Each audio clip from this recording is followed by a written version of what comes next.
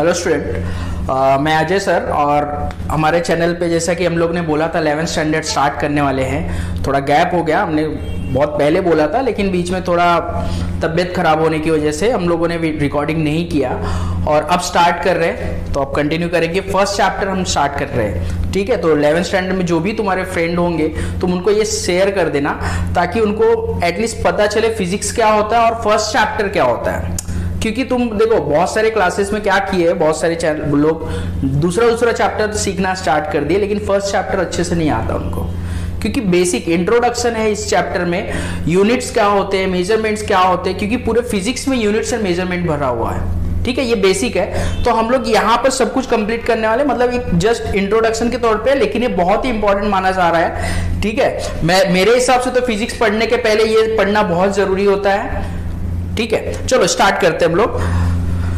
First chapter है हमारा HSC, मतलब एचएससी बोर्ड का 11th स्टैंडर्ड फिजिक्स का फर्स्ट चैप्टर है यूनिट्स एंड मेजरमेंट, राइट। ये फर्स्ट चैप्टर में हमारा स्टार्टिंग ही है फिजिक्स।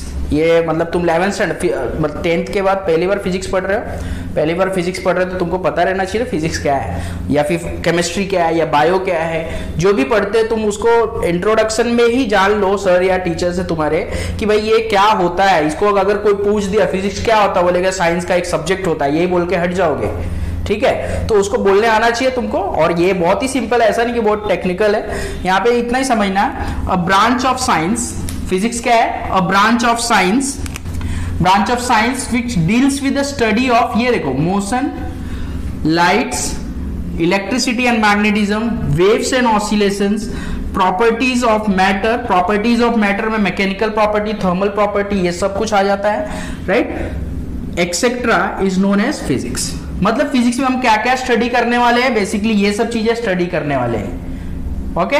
तो चलो स्टार्ट करते हैं हम लोग। फर्स्ट इसका टर्म चैप्टर में लिखा हुआ है यूनिट्स एंड मेजरमेंट। तो पहले बात हम मेजरमेंट और यूनिट क्या होता है ये सीख लेते, समझ लेते। बहुत ही सिंपल वर्ड में यहाँ पे लिखा गया है, measurement is a comparison with a standard measuring units. अब इसका मतलब क्या, बहुत इंपॉर्टेंट है। देखो फिजिक्स में मेजरमेंट या किसी भी मतलब साइंस को जब पढ़ा जा रहा है, साइंस डेवलप हो रहा है, तो किस वजह से डेवलप हो रहा है तुम सोच सकते हो अपने आसपास की चीजों से। पहले के जमाने में, मतलब एंशिएंट टाइम पे, ऐसा बहुत पहले की बात कर रहा हूं मैं, कि बहुत पहले कैसे होता था, मतलब ये जो लेन देन स्टार्ट हुआ, ट्रेड स्टार्ट हुआ, बिजनेस स्टार्ट हुआ, वो तुम सोच सकते हो ये कैसे स्टार्ट हुआ रहेगा। इसका बहुत ही सिंपल है। पहले तुम अपने गांव में भी ये चीज देखे रहोगे, भाई हमारे पास ये अनाज, ये चीज ज्यादा, गेहूं ज्यादा हो गया तो तुम गेहूं ले लो, और फिर तुम्हारे पास जब होगा तो गेहूं देते हो। दोनों दो चीजों की कीमत एक जैसी नहीं होती है, जिसको बार्टर सिस्टम बोलते हैं ना, बार्टर सिस्टम बोलते हैं पहले।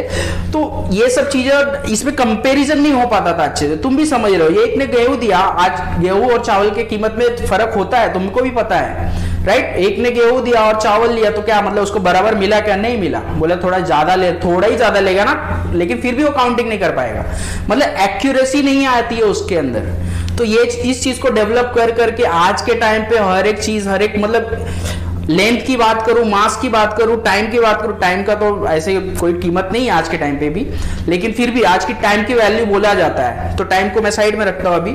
लेंथ और मास, जैसे हम कपड़ा खरीदने जाते हैं तो 1 मीटर का उसमें भी इतने रुपए फिक्स है, तो हम क्या कर सकते हैं, उसका सेंटीमीटर, मीटर का भी दाम निकाल सकते हैं। 1 मिलीमीटर कपड़े का भी कितना जा रहा है ये भी पता कर सकते हैं। वैसे ही वजन की बात कर लेता हूं, वजन में भी ये चीज होती है कि हम अगर 1 किलो ले रहे हैं कुछ, तो उसमें डिवाइड करके हम छोटी से छोटी क्वांटिटी का भी कितना रुपया या पैसा होगा ये फाइंड कर सकते हैं। कहने का मतलब इतना ज्यादा एक्यूरेसी आ गया कि हम लोग छोटे छोटी क्वांटिटी को भी मेजर कर सकते हैं आज के टाइम पे। तो ये मेजरमेंट में डेवलपमेंट की वजह से आया।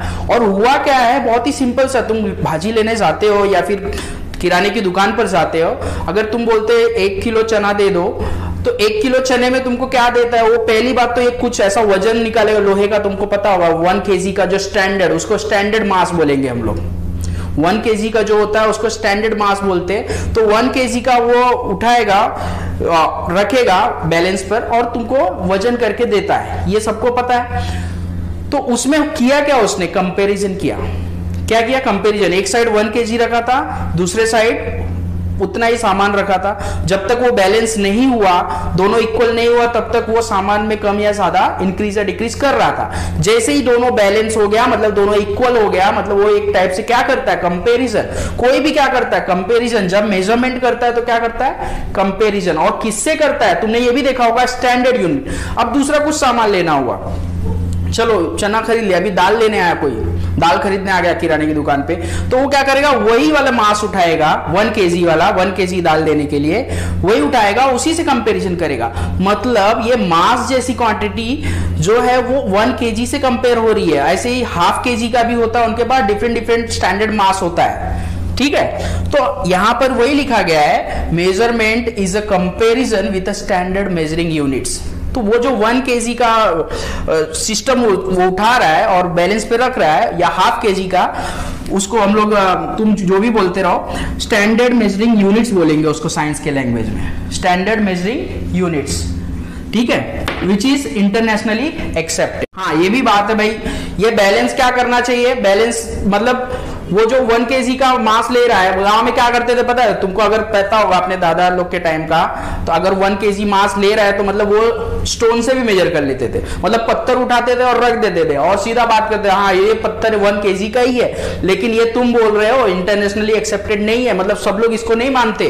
कि वो 1 kg का ही होगा, ऐसा नहीं मानते सब लोग, राइट। तो देखो यहाँ पे, ओके, अब यूनिट्स की बात आ रही है, ये अच्छे से समझ लो। यहाँ पे देखो वर्ड्स में मैंने एग्जांपल जितने दे सकते थे, यूजुअल प्रैक्टिकल एग्जांपल्स दिए हैं। Measurement is a comparison, first word याद रखना, comparison. Standard measuring units with standard measuring unit which is internationally accepted, मतलब जिसको सब लोग एक्सेप्ट करे वैसी यूनिट के साथ में हम कंपैरिजन करते हैं उस पर्टिकुलर क्वांटिटी को, तो इसको हम लोग बोल रहे हैं मेजरमेंट करना, ठीक है। अब यूनिट्स, अब इसमें वर्ड आया ना यूनिट्स, अब यूनिट्स क्या होता है वो भी सुन लो। The standard measures of any quantity is called the unit of that quantity. Standard measures मतलब फिक्स किया गया है, फिक्स किया गया कि 1 kg मतलब इतना ही होगा, तो वो क्या हो गया, स्टैंडर्ड मेजर्स हो गए, स्टैंडर्ड मेजर्स, ओके। तो यहाँ पे याद रखो यूनिट्स क्या होता है, standard measures of that quantity. और सभी क्वांटिटी के लिए अलग अलग यूनिट्स होते हैं, तुमको ये भी पता है, सभी क्वांटिटीज के लिए क्या होता है, अलग अलग यूनिट्स होते हैं। अब इसको हम लोग समझेंगे यहाँ पे, system of unit. System of unit क्या होता है, अभी हम लोग लिख के पढ़ेंगे, यूनिट कौन कौन से क्वांटिटी है, उसका यूनिट क्या है, ये ज्यादा से ज्यादा मैं सिखाऊंगा इस चैप्टर में तुमको, तो लेकिन उसके पहले कुछ बेसिक चीजें हम लोग पढ़ रहे हैं। तो सिस्टम ऑफ यूनिट ये भी बहुत इंपॉर्टेंट, तुम जानते हो आज भी घर की जब बात, घर खरीदने या जमीन खरीदने की बात होती है शहरों में ज्यादातर, तो स्क्वायर फीट में बातें होती है, राइट। कितना स्क्वायर फीट जमीन है, क्या रेट है स्क्वायर फीट का, ये बात होती है। तो कहने का मतलब स्क्वायर फीट भी यूज हो रहा है आज के टाइम पे, हर जगह पे इंच और किलोमीटर ये सब नहीं यूज हो रहा, कहीं कहीं स्क्वायर फीट भी यूज हो रहा है, फीट भी यूज हो रहा है, या फुट बोलते हैं, राइट। तो हम लोग एक एक करके system, different different system of unit पहले कंट्रीज में चलते, बहुत टाइम तक चलते, आज तक कहीं कहीं चलता आ रहा है, लेकिन इसमें बहुत सारा कंफ्यूजन क्रिएट होता है। जब इंटरनेशनल लेवल पे ट्रेड स्टार्ट हो गया, बिजनेस स्टार्ट हो गया, तो ये डिफरेंट यूनिट यूज नहीं कर सकते, मतलब समझ रहे हो। अगर एक कंट्री ने कुछ वजन किया, उसके यहाँ पे मास को मेजर किया जाता है पाउंड में, वो पाउंड में लिख देगा, तो दूसरा उसको लेगा तो उसको कन्वर्ट करेगा सेंट, ये ग्राम में, किलोग्राम में, तब तो यूज करेगा, ओके। तो इसकी वजह से ये सब सिस्टम को मतलब स्टैंडर्डाइज किया गया है लास्ट वाले सिस्टम में। सिस्टम इंटरनेशनल लिखा हुआ है ना, अब देखो फुल फॉर्म के साथ बोलता हूं, सीजीएस का सेंटीमीटर, ग्राम एंड सेकेंड, ये फर्स्ट सिस्टम था। छोटा यूनिट के लिए लेंथ का, मास के लिए ग्राम यूज होता है, टाइम के लिए सेकेंड, तो इसका नाम ही है CGS system, right, centimetre, gram, second. और एमकेएस में क्या है, metre, kilogram, second, metre, kilogram, second. अब समझो ये इससे बड़ी यूनिट, थोड़ी सी बड़ी यूनिट है, तुम जानते हो 100 सेंटीमीटर होंगे तो 1 मीटर बनेगा, 1000 ग्राम होगा तो 1 किलोग्राम बनेगा, सेकंड सेम है, टाइम के लिए सेम यूज हो रहा है, राइट। तो MKS, M for metre, K for kilogram, S for second, ये लेंथ, मास, टाइम के लिए बताया गया, ऐसे और भी होते हैं, ओके। अब FPS मतलब F for foot, P for pound और S फॉर सेकेंड, मतलब किसी किसी कंट्री में मास के लिए आज भी पाउंड ही यूज होता है, ठीक है। और ये कंफ्यूजन अवॉइड करने के लिए 1917 में ऐसा कॉन्फ्रेंस हुआ था इंटरनेशनल लेवल पर, उस कॉन्फ्रेंस में ये डिसाइड किया गया कि हम किसी एक यूनिट को स्टैंडर्डाइज करते जो हमारे डेली लाइफ में काम आती है, जो डेली लाइफ में काम आ जाए वो यूनिट को माना गया ऑलमोस्ट 99% एमकेएस के बराबर। एमकेएस सिस्टम जो है वो हमारा डेली लाइफ में काम आता है। देखो 1 मीटर तुम घर में रख भी सकते हो, तुम मेजर, राइट, 1 किलोग्राम भी हम मेजर कर सकते हैं अपने डेली लाइफ की चीजों को 1 किलोग्राम वजन में। और टाइम तो सेकेंड, मिनट और आवर में मेजर होता है, लेकिन सेकेंड उसकी सबसे स्मॉलेस्ट क्वांटिटी, सेकेंड में हम डील करते हैं, ठीक है। अब तो ये सब को मतलब इसी को एसआई सिस्टम के बराबर बनाया गया, राइट। तो लोगों ने मतलब साइंटिस्ट लोगों ने मिलकर डिसाइड किया कि भाई ये इंटरनेशनल लेवल पे इसको एक्सेप्ट किया जाएगा, लेकिन इसका नाम बदल दिया गया, इसका नाम रखा गया सिस्टम इंटरनेशनल, जिसको बोलते हैं एसआई सिस्टम ऑफ यूनिट, ठीक है। एसआई सिस्टम, तो 4 सिस्टम होते हैं हमारे पास, 4 सिस्टम मतलब 4 व्यवस्थाएं होती है, ऐसा बोल सकता हूं, डिफरेंट। तो CGS system centimetre gram second, MKS system metre kilogram second, FPS क्या होता है फुट पाउंड सेकेंड, और एसआई क्या होता है सिस्टम इंटरनेशनल। और एसआई क्या, इसका मीनिंग क्या है समझ सकते हो, इंटरनेशनली इसी को डिसाइड किया गया एसआई सिस्टम को ही कि यही हमारी क्या होगा, इंटरनेशनल लेवल पे कोई कंफ्यूजन क्रिएट नहीं होगा, ठीक है। ओके, तो एक बार रिवाइज कर लो फटाफट। फिजिक्स क्या होता है ये मैंने बताया है, मेजरमेंट, मेजरमेंट में क्या कंपैरिजन होता है एक स्टैंडर्ड यूनिट के साथ में। यूनिट क्या होता है, यूनिट भी एक स्टैंडर्ड क्वांटिटी होती है, स्टैंडर्ड मेजर्स होता है एक पर्टिकुलर क्वांटिटी का, ठीक है। और सिस्टम ऑफ यूनिट 4 सिस्टम बता दिए मैंने। और अब आगे पढ़ना हमको फिजिकल क्वांटिटीज।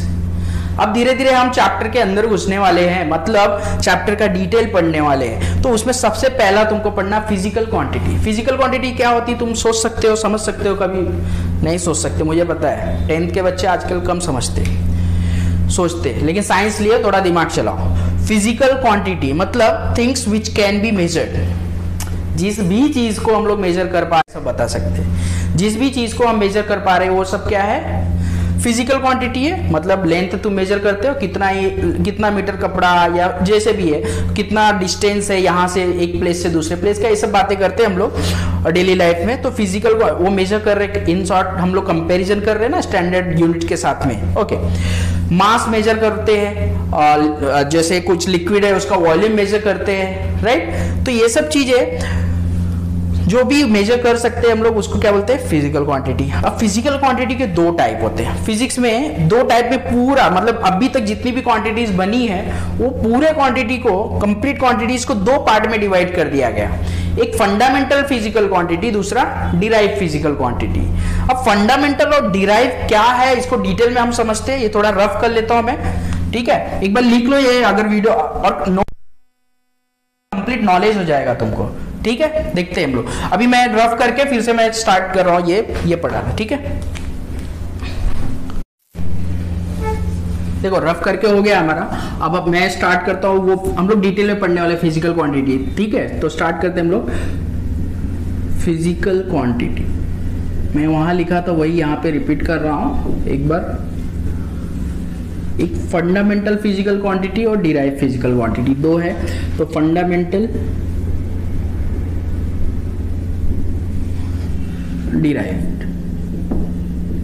डिराइव्ड, ठीक है।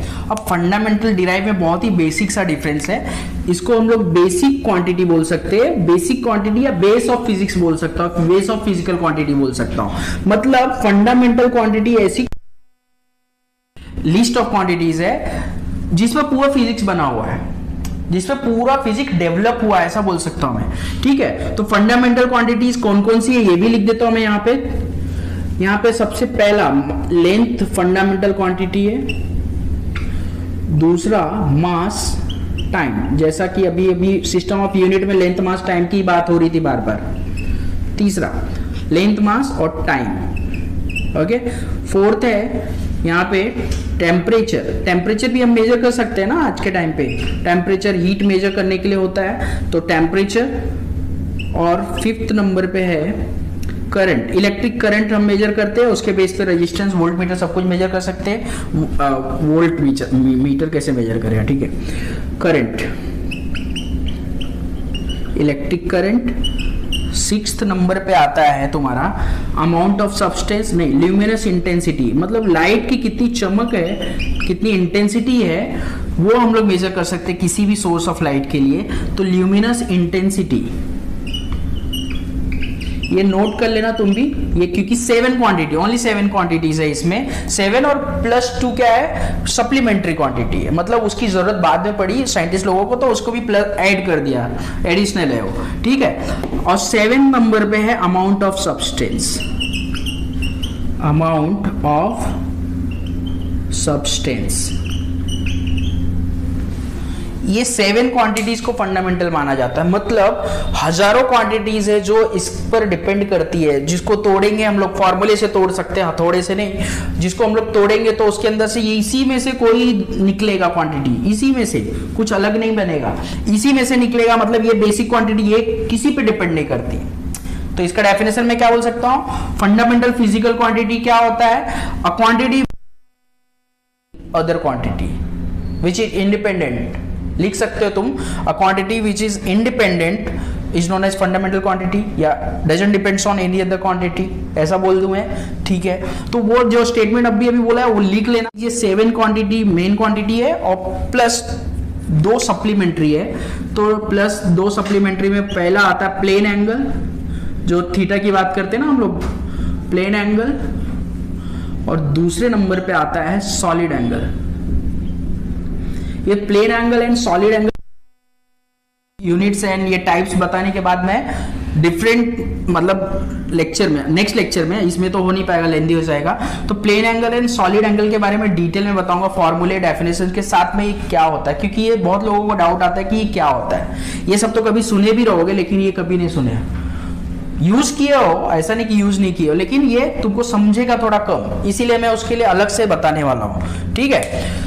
अब डिराइव क्वांटिटी बोलोगे सर डिराइव क्वांटिटी क्या होता है, तो याद दिलाता था, सबसे पहला मैं बोलता हूं वेलोसिटी को, बेसिक वेलोसिटी होता है, वेलोसिटी का फॉर्मूला होता है डिस्प्लेसमेंट अपॉन टाइम, डिस्प्लेसमेंट का मतलब होता है लेंथ और टाइम तो आ ही रहा है, तो देखो लेंथ एंड टाइम आता है, फॉर्मूले में ज्यादा पता चलेगा, ये मैं करके दिखाऊंगा, सिर्फ यहाँ पे नाम लिख देता हूं अभी।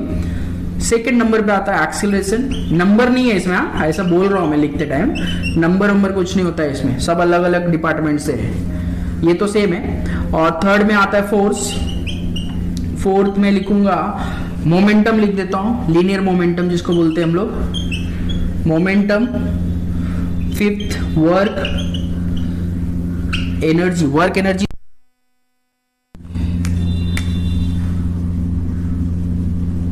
एनर्जी। और सेवेंथ में हाँ पावर, प्रेशर, बहुत सारा है यहाँ पे। एट्थ प्रेशर,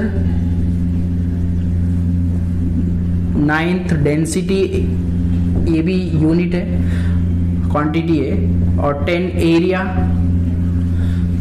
ऐसे बहुत सारे, मतलब मैं लिखूं तो मैं लिखते रह जाऊं, पूरा बोर्ड भर जाएगा, इतनी क्वांटिटीज है। तो ये सिर्फ दिखाने के लिए जो तुम यूज कर चुके हो लोअर स्टैंडर्ड में, ये सब नाम तुम्हारे सामने आ चुके हैं। और ये सब किस पे डिपेंड करते हैं, इन्हीं में से किसी ना किसी से ये बने हुए हैं, फॉर्मूले से पता चलता है। ओके, अब याद, इसमें याद कि ये सर कितना होता है ना, तो कैसे डिफाइन करेंगे, तो इसको दो तरीके से डिफाइन कर सकते हैं। डिराइव्ड क्वांटिटी क्या फंडामेंटल क्वांटिटी पे डिपेंड होता है, उसको हम लोग डिराइव क्वांटिटी बोलते हैं, एक डेफिनेशन।